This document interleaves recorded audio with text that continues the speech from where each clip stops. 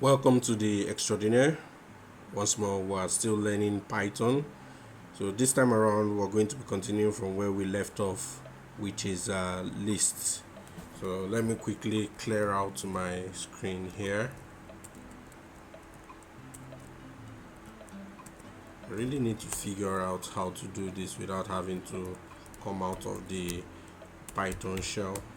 Python knows a number of compound data types used to group together other values. The most versatile is the list, which can be written as a list of comma-separated values items between square brackets. List might contain items of different types, but usually the items all have the same type. For example, we have the squares here. We could say we have 1, 4, 9, 16, and 25 square. That's the split. So like strings and all other built-in sequence types, lists can be indexed and sliced. Right, so just like we did with strings, we could access the index to get we could use the index to get the first or the last item of a list. So this one is, there are 5 items in this list, which means that the last item will be 4. Remember, the index is always, the last index is always n minus 1, where n is the length of the list or the string. Interesting. So same thing that happens with strings happen with lists as well. We could slice it. Let's slice it. Let's start with the second and get to the fourth. So we have index 2 is the third item, which is 9, and then index 4 is 5th item, which is 25. But remember, we don't include the second item in the slice boundary. Okay, so we're only picking 9 and 16. So slicing returns a new list here. We've seen that. Slice also supports operations like concatenation. Interesting. So we could say square plus, let's do 1, 2, 3, 4, 5. Wow. So we have our original list, which is 1, 4, 9, 16, and 25, and then we have the concatenated list, which is 1, 2, 3, 4, and 5. This is cool. Unlike strings, which are immutable, lists are mutable. That is, it is possible to change their content. Okay, so we could go and say cubes equal to 1, 8, 24, 65, and 125. I'm just realizing that these numbers here are squares of natural integers. So the square of 1 is 1, the square of 2 is 4, but why is 9 here? Okay, yes, the square of 3 is 9. So let me, square of 4 is 16, and the square of 5 is 25. And the same thing is happening here, where the cube of 1 is 1. Our square here is a number raised to power 2, and cube is a number or integer raised to power 3. So the cube is 1, the cube of this is, the cube of 2 is 8. When we raise the power to 2, pardon my explanation, I'm just trying to make it very clear so that's easy to understand. When we raise the number to 2, it's multiplying the number by itself twice, and cubing a number is multiplying a number by itself 3 times. So 1 times 1 is 1, 2 times 2 is 4, 3 times 3 is 9, and so on and so forth. Here too, 1 times 1 times 1 is 1, 2 times 2 times 2 is 8, 3 times 3 times 3 is 27, and so on and so forth. Let's proceed. So we have our cube list. So we say cube of 4.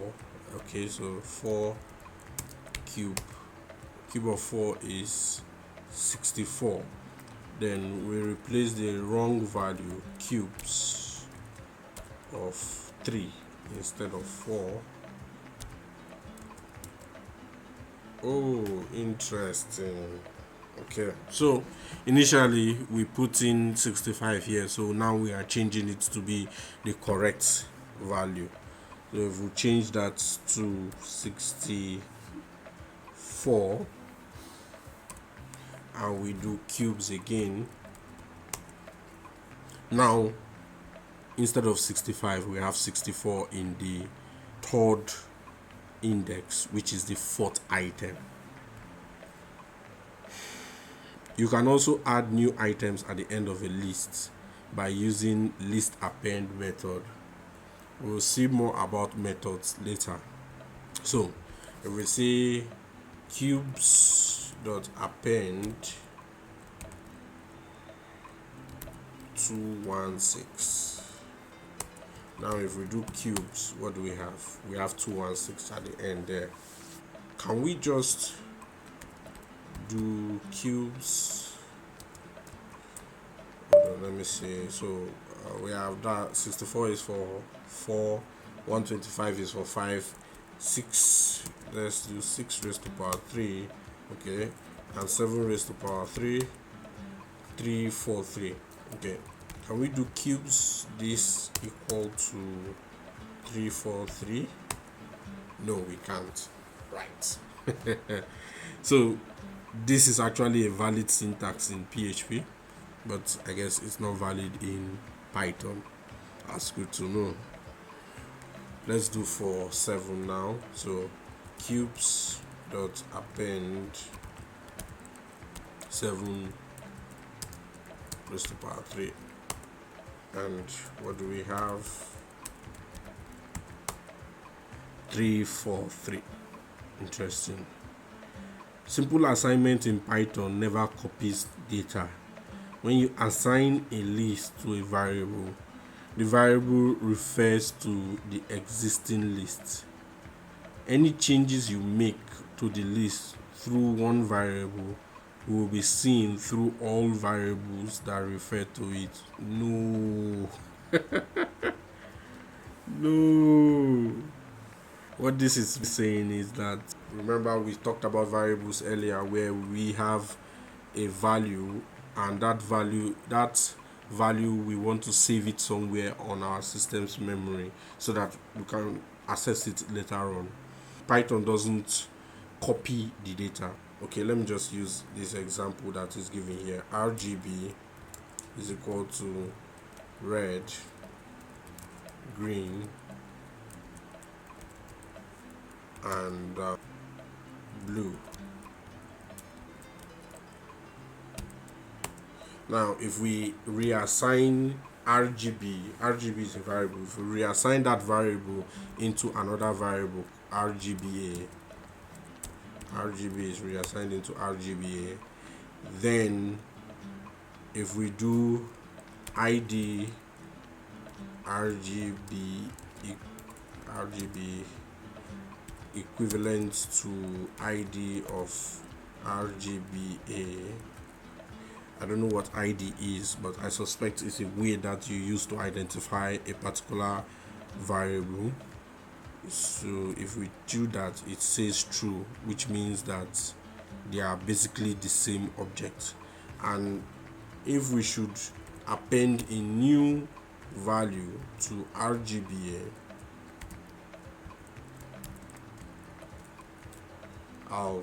is a new value that we are adding to RGBA. If we try to access RGB, it will also have the new value that we appended to RGBA. Basically, what this means is that if I assign a variable to another variable, they are both referencing the same memory location. So if I modify one, the other variable is also modified. So let's say I have two people, Jane and John. So Jane has 4 apples, and then I assign Jane to be equal to John. Jane equal to John. Jane is equal to John. So now if we do Jane, we see 4, and if we do John, we also see 4. If I should change John and say John is now 5, so if I come back and do John, John is 5, it means that if I try to access Jane, Jane will also be equal to 5. No, she's not. Interesting. So what's happening here? So I'm guessing the reason for this is because of lists. When you assign a list, okay. Sorry, I missed that initially. So it only applies to lists. Let's take this again. Simple assignment in Python never copies data. When you assign a list to a variable, the variable refers to the existing list. Any changes you make to the list through one variable will be seen through all other variables that refer to it. So basically what this is saying is, just like the example is saying, if we have our RGB here, which is a list of red, green, and blue, we now assign RGB to another variable called RGBA. Then both RGBA and RGB will be referencing the same memory location. Yeah. What that means is that if I should change something in RGBA, it would also change in RGB. So for example, if I add ALF to the list of RGBA, we have this, and RGB would also have that. All slice operations return a new list containing the requested element. This means the following slice returns a shallow copy of the list. In order to solve this issue of having the variables tied to each other, because if you are doing that, it's very easy to shoot yourself in the foot. You have this copy syntax, where if you do something like this, correct RGBA, go to RGBA column in between the 2 square brackets. Now correct RGBA is a separate list of its own, which means that I can come in here and append to correct RGBA and not have the consequence of it also modifying RGBA. So let's do something here. Let's say sample, for example, and then display correct RGBA. Yeah, correct RGBA displays sample, but does RGBA also display sample? No, it doesn't. This syntax, when dealing with lists, helps us to avoid the issue of basically tying 2 variables to each other. Assignment to slices is also possible, and this can even change the size of the list or clear it entirely. Okay, let's see how that works. So if we have letters, we have A, B, C, D, E,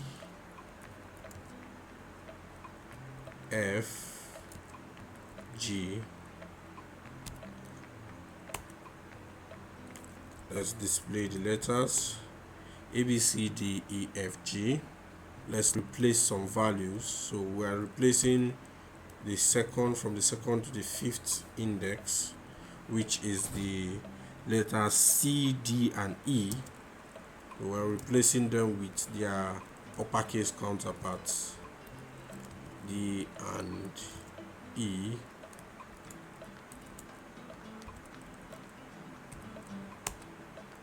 Let's see, letters. Now they've been replaced with their uppercase counterparts. We could also remove them. So let's do 2 to 5 and change it to and display ABFG. Nice. And we could delete all the items in the list completely.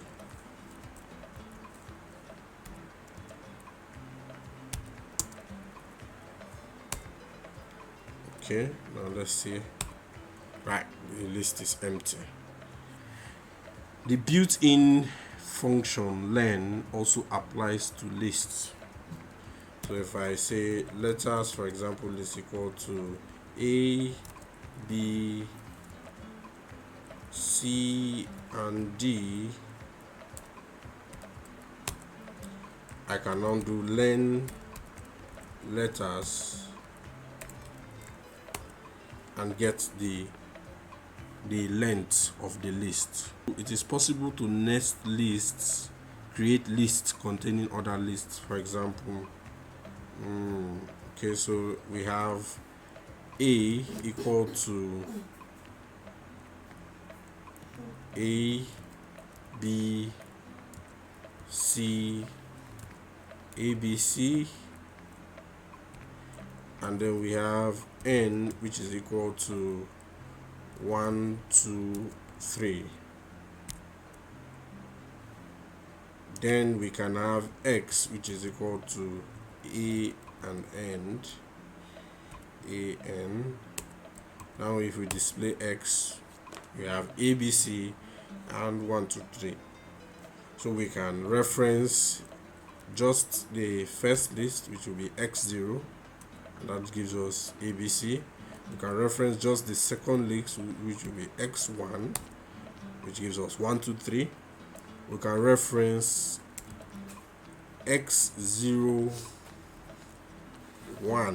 which gives us the second item in the first list, which is B.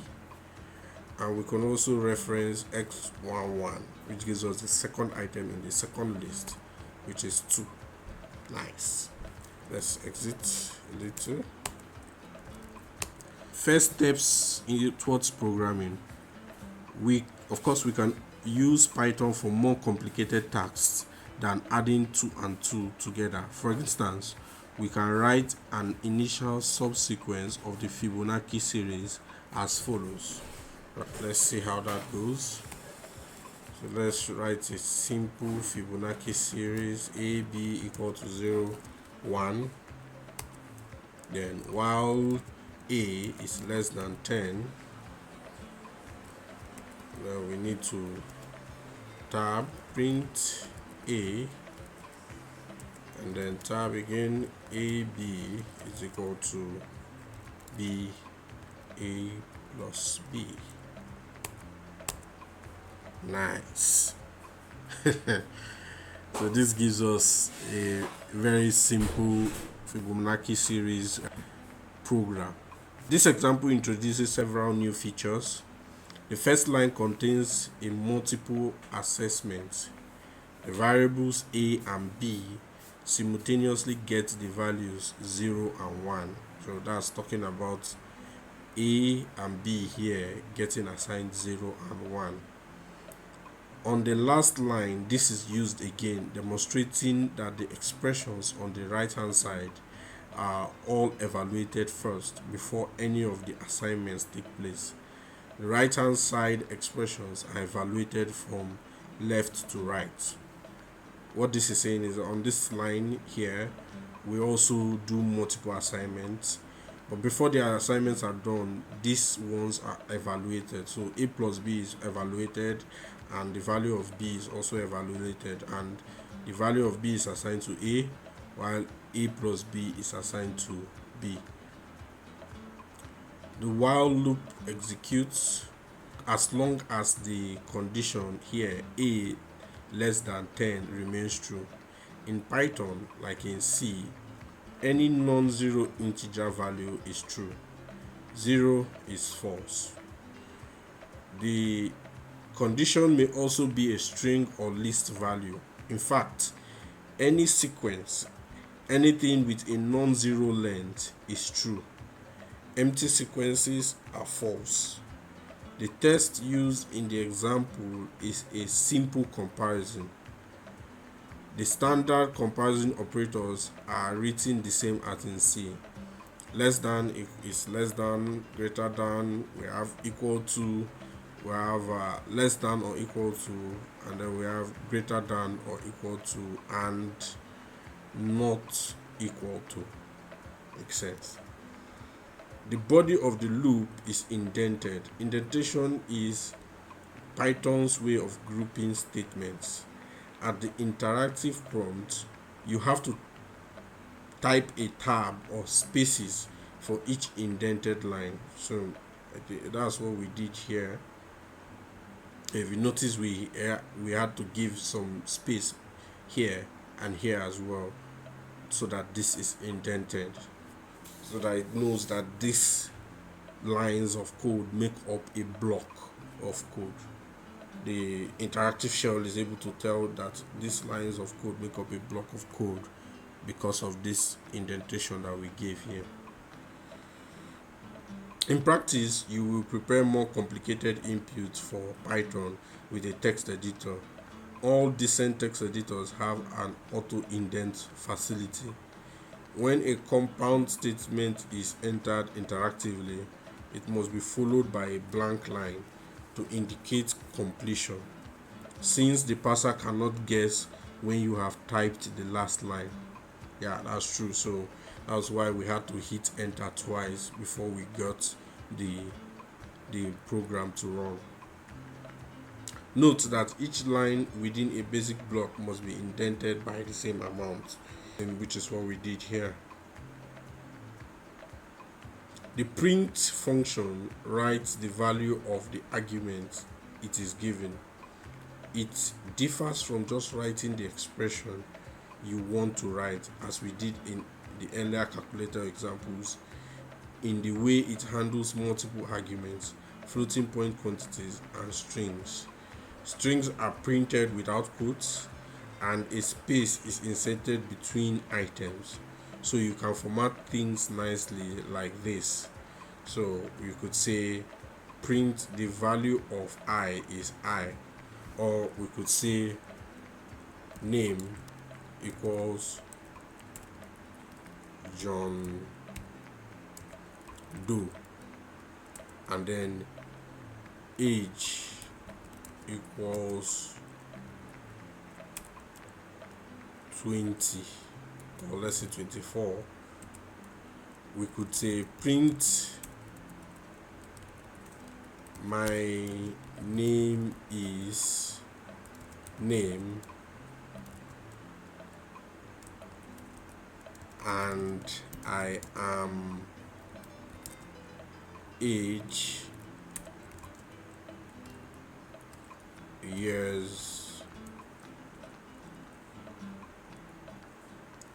years old.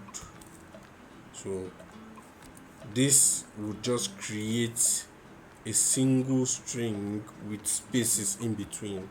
It would also evaluate the values of the variables and make it to be all pretty and nice. Let's see how it looks. So you see, my name is John Doe and I am 24 years old. Really cool. The keyword argument end can be used to avoid the new line after the output, or end the output with a different string.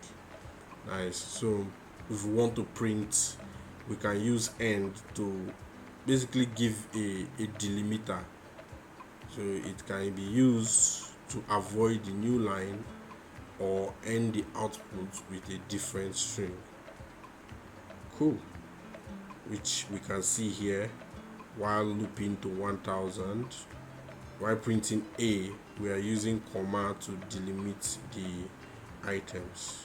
We have some footnotes. Since double asterisk has higher precedence than minus asterisk will be interpreted as minus 3 raised to power 2 and thus result in minus 9. To avoid this and get 9, you can use parentheses raised to power 2. Interesting. Unlike other languages, special characters such as /n have the same meaning with both single quotes and double quotes. The only difference between the two is that within single quotes you don't need to escape the double quotes, but you have to escape the single quotes, and vice versa. Within single quotes you don't need to escape the double quote, but you need to okay. All right, so what that means, I guess, is within, if I'm doing this, for example, when I want to say haven't, I have to escape the backward slash to get what I'm looking for. But if I'm using double quotes, I don't have to escape this guy here.